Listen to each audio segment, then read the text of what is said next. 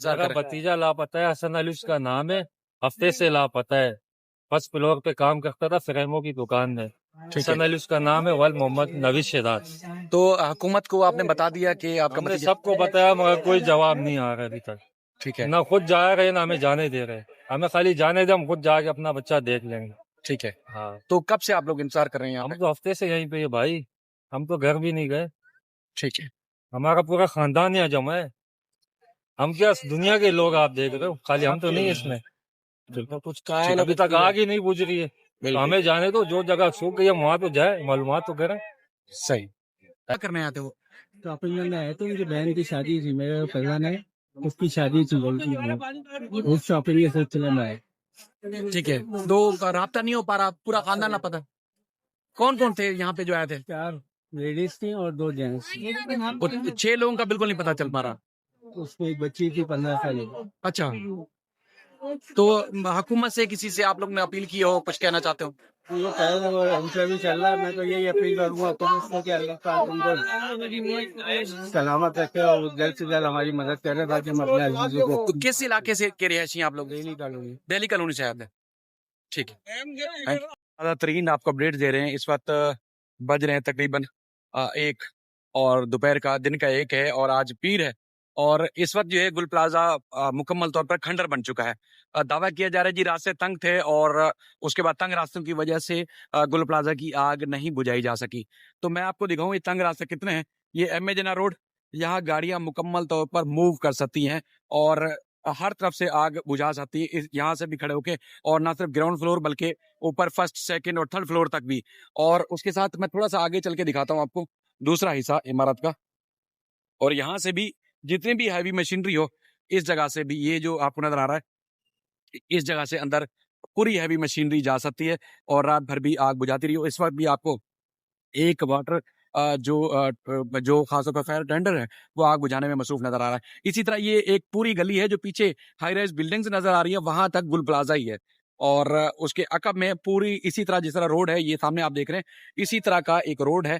वहां से भी गाड़ियां रात भर बुझाती रही, लेकिन तकरीबन अब 36 घंटे होने को है, इस वक्त तक आग नहीं बुझाई जा सकी। आग के न सिर्फ जगह जगह से शोले नजर आ रहे हैं बल्कि धुआं भी उठ रहा है। और ये इमारत का एक हिस्सा जो फ्रंट साइड वाला ये गिर चुका है और इसी तरह पूरी इमारत खंडर बनी चुकी है।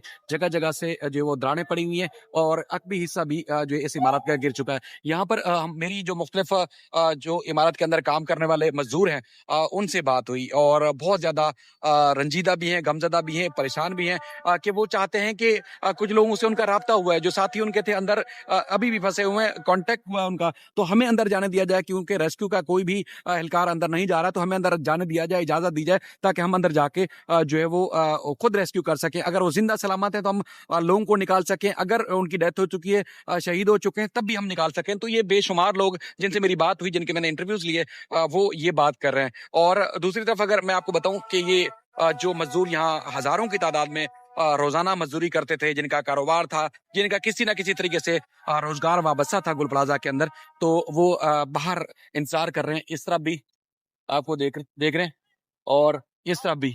और इस अफसोसनाक वाकये के बाद सदर और अतराफ की जितनी भी मार्केटें हैं वो बंद कर दी गई हैं और आज मुकम्मल ये 35 मार्केटें हैं बंद रहेंगी। लेकिन यहाँ के जो गुल प्लाजा के अंदर मजदूरी करने वाले मजदूर हैं जिनका कारोबार वाबस्ता था, वो अपने प्यारों का, अपने अजीजों का इंतजार कर रहे हैं और इस अफसोसनाक वाकये में बहुत ज्यादा परेशान हैं और काफी जज्बाती भी हैं। कुछ फैमिलीज भी मैं देख रहा हूँ कि वो 24 घंटे से यहाँ मौजूद हैं और वो उनके कोई ना कोई अजीज अंदर था, जो है वो चाहते हैं कि किस तरीके से उसका सुराग लगाया जा सके, क्योंकि यहाँ पर जो बताया गया है कि अब तक जो है 14 लाशें निकाली जा चुकी हैं जो मुकम्मल तौर पर झुलस चुकी थी। इसके अलावा 20 से ज्यादा जख्मी और 60 से ज्यादा अफराद जिनका रजिस्ट्रेशन हुई है, जिनके बारे में बताया गया है कि वो अंदर मौजूद थे। और इस मार्केट के अंदर चूंकि 3 अरब रुपए का अब तक जो है जो कराची ताजिर इत्तेहाद के चेयरमैन है वो बता रहे हैं कि 3 अरब रुपए का नुकसान हुआ है इस इमारत के अंदर मौजूद सामान की वजह से। और चूंकि आगे रमजान आने वाला है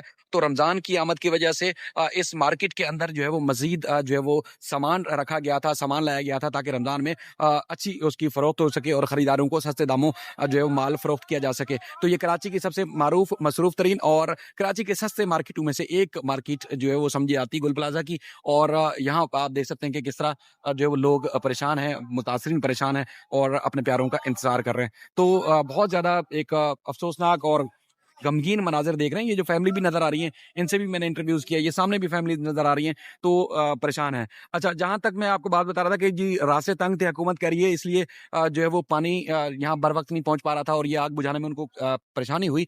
तो भाई एमए जिन्ना रोड पर ये इस वक़्त जो गाड़ियाँ खड़ी हुई हैं, तो ये पहुँच गई हैं, तो फिर उनको उस वक़्त क्या परेशानी थी?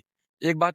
दूसरी बात ये है कि वाटर हाइड्रेंट्स जो है कराची में जो जिनको एक्टिव किया गया था, वो जो है सफूरा से और नीपा से, तो ये सामने ही तकरीबन 1 किलोमीटर से भी कम जगह पर वाटर हाइड्रेंट्स है, जो जिसको आप गार्डन एरिया का वाटर हाइड्रेंट्स कहते हैं।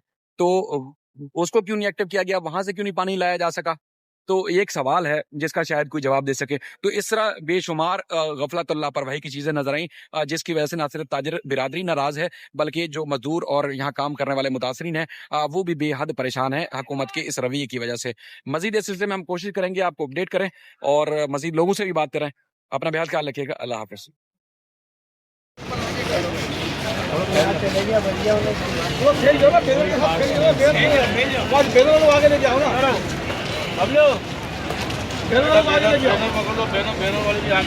सारे बेगों आ गया जो